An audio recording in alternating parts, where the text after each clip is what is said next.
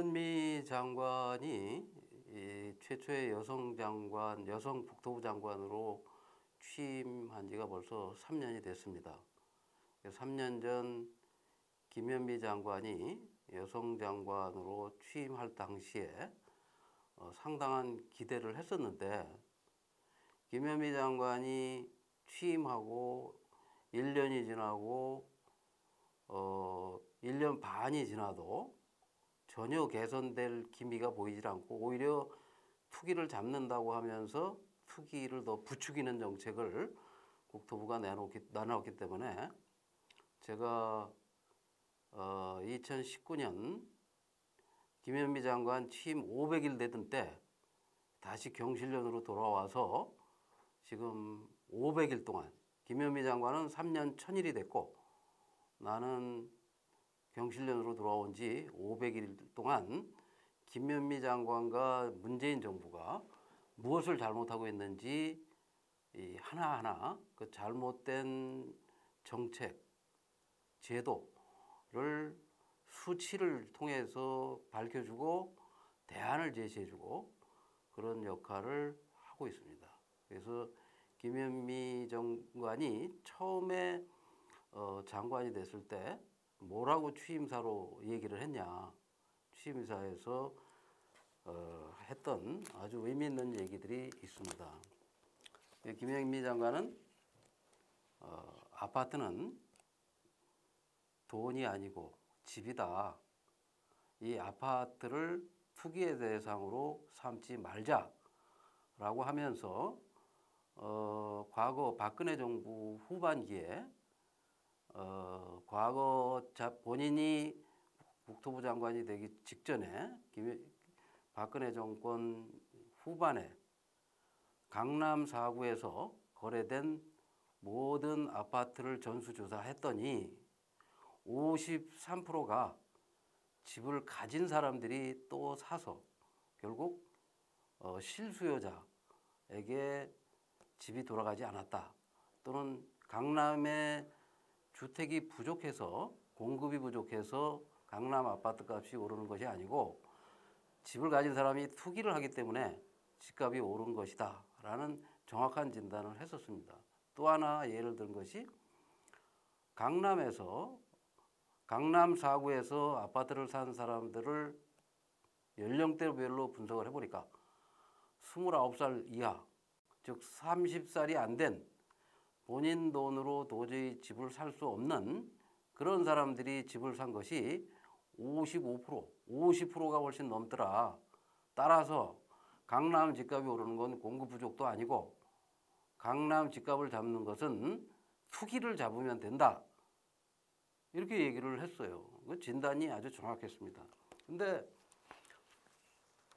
김현미 장관이 막상 장관이 돼서 내놓은 대책을 보면, 임대사업자 등록만 하면 집을 10채, 100채, 500채를 사들이더라도 세금을 취등록세에서부터 보유세, 나중에 집을 팔아서 양도해도 양도소득세까지 한 푼도 받지 않겠다 라는 사인을 보내서 그런 정책을 만들어서 이 정책을 보니까 집을 여러 채 가질수록 세금을 덜 내고 훨씬 유리하구나 라는 걸 알게 됐고, 사람들이 벌떼처럼 달려들어서 아파트를 어디 백화점 물건 쇼핑하듯이 막 사들이기 시작했어요. 그 다음에 이제 1년쯤 지나서 문제가 됐는데 대책을 내놓는다고 내놓은 것이, 집을 한 채씩 가진 사람은 대출을 줄여서 60%, 70% 대출해야 되는 걸 40%로 낮췄는데, 집값의 40%로 집을 2채 이상 10채, 20채 가진 이 투기 세력들에게는 대출액을 개인은 40%인데 집값의 80%까지 대출을 해주는 거예요. 그래서 집값의 80%를 대출해 준다는 것은 집을 사서 월세 보증금만 받아도 자기 돈 한 푼도 없이 집을 살 수 있게 국가가, 은행이 돈을 대주는 그런 제도를 도입한 겁니다. 그랬더니 세금 깎아준 거에다가 돈까지 대출까지 늘려주니까 투기 세력들이 더 극성을 부렸고 투기가 더 극심해졌어요. 그렇게 해서 이 문재인 정부가 투기 수요를 차단하고 투기를 근절시키기 위한 대책을 내놓은 것이 아니고 1년에 한 번씩 투기를 부추기고 투기를 조장한 그런 정책을 내놨는데, 그러면서도 그렇게 쭉 해온 거예요. 그 결과가 문재인 대통령이 취임하기 전인 2017년 4월에는 강남 아파트 값이 한 10억, 11억 했어요. 지금 18억, 20억까지 거의 2배가 올랐어요. 강남 지역이 특히 많이 폭등을 했는데, 문제는 문재인 대통령이 작년 11월 19일 날 국민과의 대화에서 서울 아파트 값은 10% 올랐고 전국적으로는 4%가 올랐다. 그래서 이게 대통령한테 김현미 장관과 국토부가 이 엉터리 보고를 하는구나 라는 생각을 하게 됐고, 과거에 노무현 정부에서도 똑같이 그렇게 청와대나 대통령께 국토부의 관료들이 거짓 보고를 했어요. 10%가 올랐으면 뭐 3% 올랐다고 그러고 30%가 올랐는데 한 5% 올랐다고 그러고, 이런 식으로 거짓 보고를 하면 청와대에 있는 참모들이 그걸 확인할 방법이 없는 거죠. 그 다음에 누구도 그런 수치를 검증하기가 쉽지가 않습니다. 그런 걸 알고 관료들이 작년 말에, 그래서 제가 이 경실련 여러 상근 요원들하고 문재인 정부 들어서 서울 지역에서 거래된 아파트, 서울 지역의 34개 단지 8만 가구의 아파트 가격을 우리가 계속 조사를 해왔어요. 그래서 조사를 해봤더니 문재인 정부 30개월 동안 서울의 아파트 값은 26개월 동안 계속 상승을 했고, 불과 한 4개월 정도 주춤한 상태였지 계속 오르고 있었다. 그 다음에 서울의 아파트 값은 우리가 조사한 8만 채의 아파트 값이 평균 7억에서 10억 5천으로 한 3억 5천, 약 38%가 올랐다. 작년 11월 현재. 이렇게 해서 대통령이 잘못 알고 있다, 청와대가 잘못 보고를 받고 있다라는 걸 알렸습니다. 그 다음에 청와대 참모들, 청와대 1급 이상 고위 공직자가 가지고 있는 아파트, 그 사람들이 가지고 있는 아파트의 한 80%는 서울에 있고 또는 세종시에 있고 전국에 퍼져 있지만, 어쨌든 그들이 보유하고 있는 아파트 값이 문재인 대통령 임기 30개월 동안 얼마나 올랐나 하고 분석을 해보니까 40%가 올랐어요. 그 발표를 하니까 그 다음에 부동산 일사라는 그 정보 사이트에서 문재인 정권 30개월 동안 서울에서 거래된 모든 아파트의 실제 거래 가격을 30개월 전과 비교를 해봤더니 평균 40%가 올랐다. 전체가. 즉 우리가 발표한 숫자가 거의 정확했던 겁니다.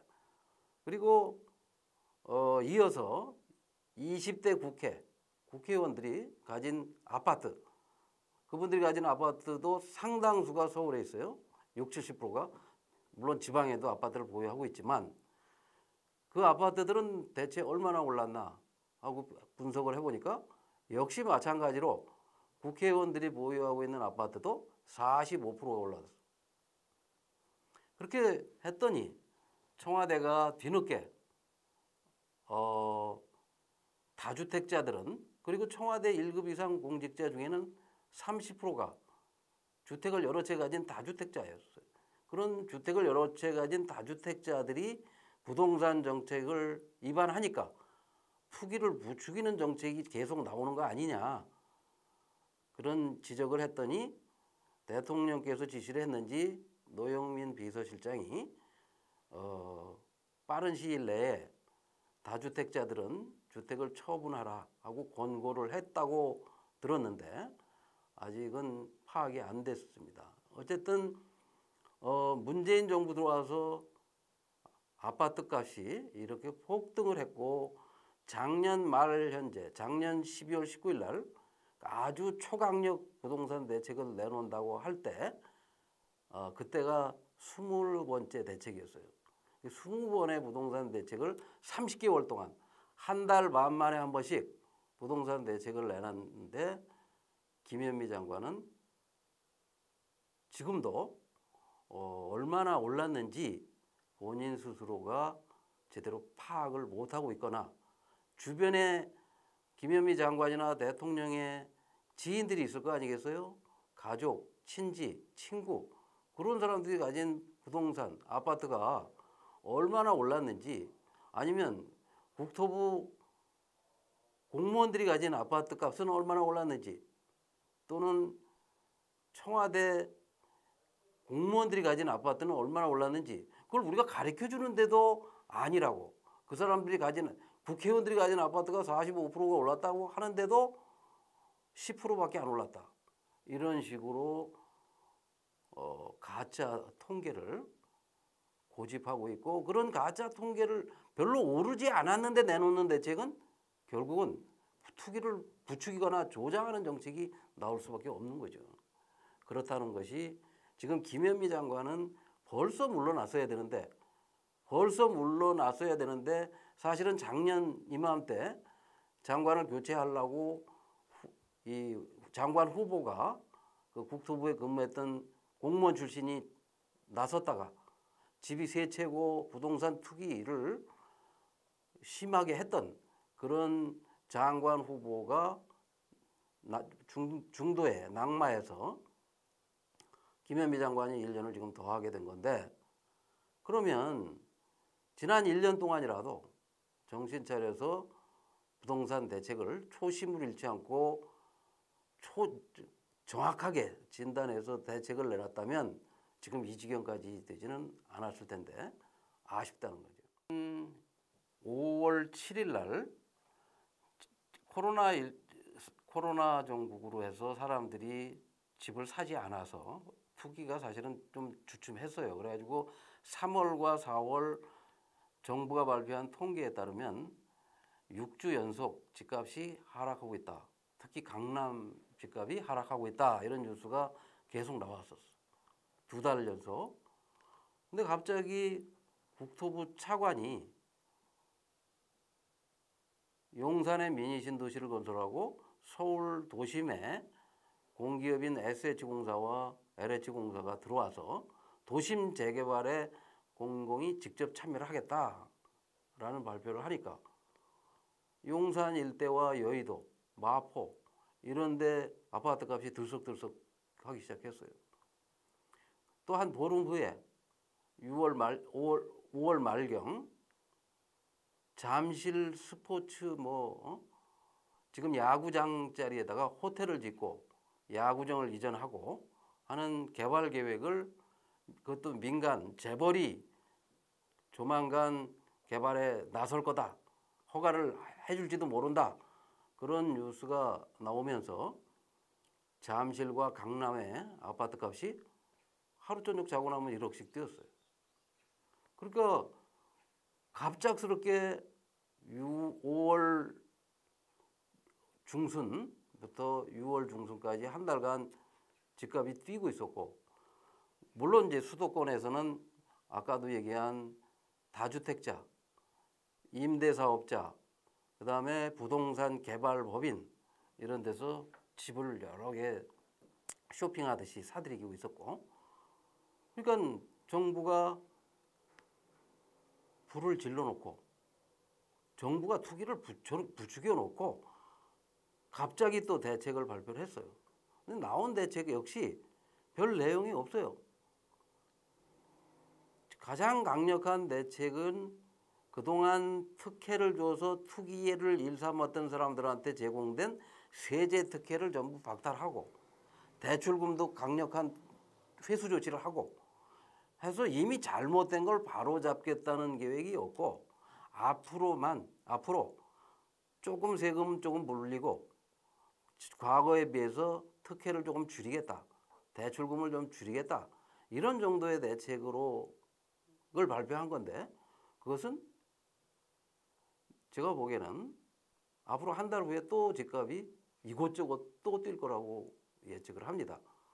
작년 12월에도 초강력 대책이 나와서 앞으로 이제 투기는 없어질 것이라고 했는데 코로나 바이러스가 집값 바이러스, 부동산 바이러스를 잡아서 한 5, 6개월 주춤했는데 국토부 관료가 개발 계획을 남발해서 다시 불을 붙여가지고 지금 이 모양이 된 건데 그런 것들에 대해서 김현미 장관은 한마디 사과도 없고 정부 청와대 정책실장이라는 친구는 이 대책으로 부족하면 또 다른 대책을 내놓겠다. 이런 식이고 가장 이 대책 중에 한심한 대책은 뭐냐? 자기들이 집값을 올려놓고 관료들이 집값을 올려놓고 집을 살 때는 관료의 허락을 받고 살라는 거예요. 아니 정부가 집값을 올려놓고 정부 허가를 받고 집을 사게 하는 이런 한심한 정책. 과거에 한 번도 사용해 본 적이 없는 이런 정책을 지금 내놓은 상태예요. 이게 지금 문재인 정부가 하고 있는 문제고 그래서 우리가 이제 장관 이나 그 청와대 참모의 문제가 아니라 대통령의 문제다.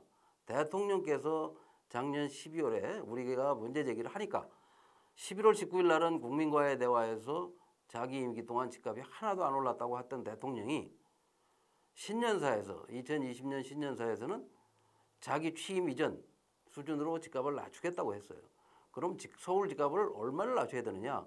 서울 집값이 50%가 올랐으니까 50%를 낮춰야 되는데 오히려 당시 40% 올랐던 걸 10% 더 끌어올려서 지금 50%가 됐다라는 것을 경실련이 지난주에 상세하게 분석을 해서 최저임금, 이 정부가 내세웠던 최저임금과 비교해서 집을 사기가 더 어려워졌고 서울 아파트 값이 이렇게 과거 이명박 박근혜 정부 8년보다 8년 동안 1억이 올랐는데 서울 아파트 값이 지금은 3억이 올랐다.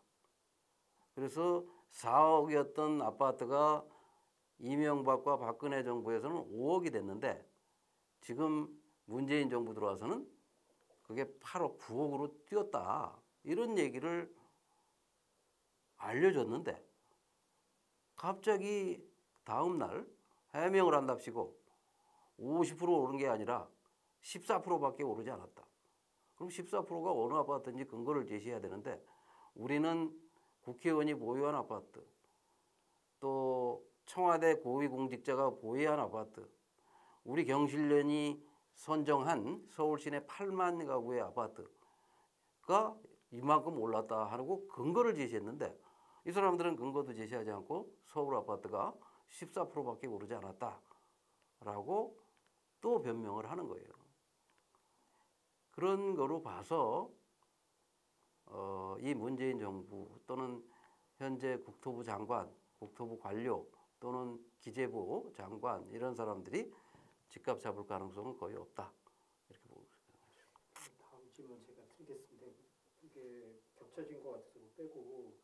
그래서 이제 마지막으로 오늘 김현미 장관이 그 어떤 언론하고 인터뷰를 한 거 보니까 청와대 다주택자들이 집을 팔지 않아서 아쉽다 이렇게 얘기를 했는데 정말 아쉬워서 아쉽다고 하는 건지 내가 보기엔 국토부의 고위 관료와 국토부 장관 산하에 있는 공기업 사장들이 그 다주택자가 굉장히 많을 텐데 공기업 직원들이 그 사람들부터 자기가 통솔하고 있는 그 공직에 있는 공무원들부터 다주택자들이 집을 팔도록 권고하지 않고 청와대 고위 공직자가 그걸 본인이 국토부 장관과 국토부가 계속 집값이 올라가는 정책을 써서 집을 팔면 손해라는 인식을 갖게 만들어 놓고 다주택자 보고 집을 팔지 않는다는 거 서운해한다면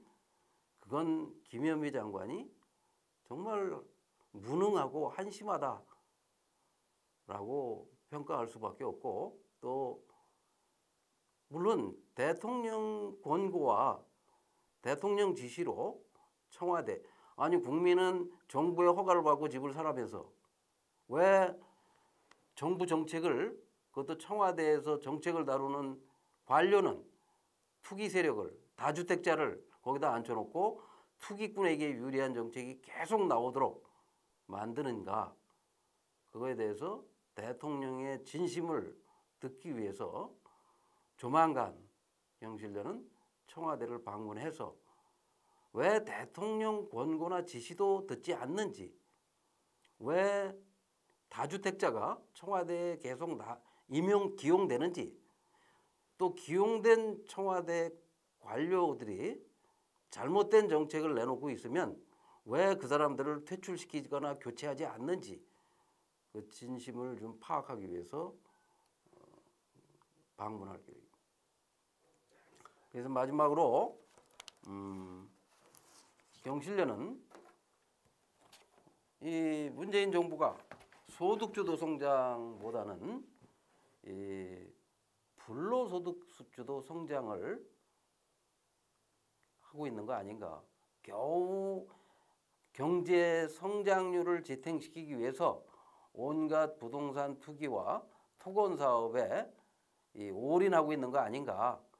도시재생 뉴딜, 무슨 녹색 뉴딜, 생활형 뉴딜, 뭐 여러 가지 뉴딜 정책을 이라는 게 결국은 이 패러다임을 바꾸는 게 아니라 그저 토건 사업을 벌려서 부동산 거품을 조장해서 부동산 투기를 부추겨서 경제 성장률을 지탱하려고 하는 그런 시도를 하고 있는 거 아니냐, 그런 생각이 듭니다. 또 이 문재인 정부가 출발할 때 경실련은 문재인 정부는 이제 아파트를 다 져놓고 파는 후분양제를 해라. 아파트를 짓기도 전에 3년 후에 아파트를 인수할 건데 짓기도 전에 파는 선분양제를 바꿔라. 선분양인데 가격도 정부가 관리를 안 하고 통제도 안 하는 지금 상태로 있기 때문에 서울 아파트 값이 50%가 오른 겁니다. 지금도 분양 열기가, 분양받으면 돈을 번다고 하니까 사람들은 분양 현장에 사람들이 몰리는 거고, 투기가 극성을 부리는 이유는 그런 겁니다. 후분양제를 시행하면 3년 동안 조중동이나 이 보수 언론 광고가 없어집니다. 보수 언론 광고의 한 30%를 차지하는 아파트 광고가 3년간 중단되면 언론도 개혁되고, 후분양제를 도입하면 앞으로 3년간 아파트 분양이 없습니다.